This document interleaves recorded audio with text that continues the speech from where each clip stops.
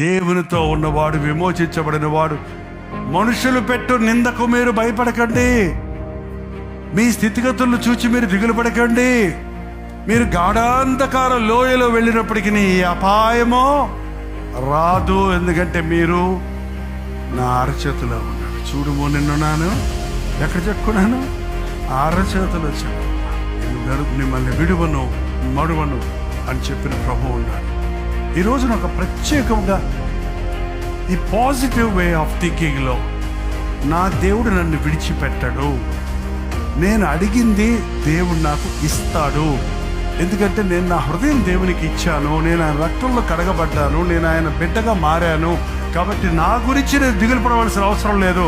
నా గురించి దిగులు పడే ప్రభు నాకు ఉన్నాడు, నా గురించి చింతించే ప్రభు ఉన్నాడు. కాబట్టి ఎప్పటికప్పుడు నా చింత యావత్తు నేను ఆయన మీద వేస్తాను.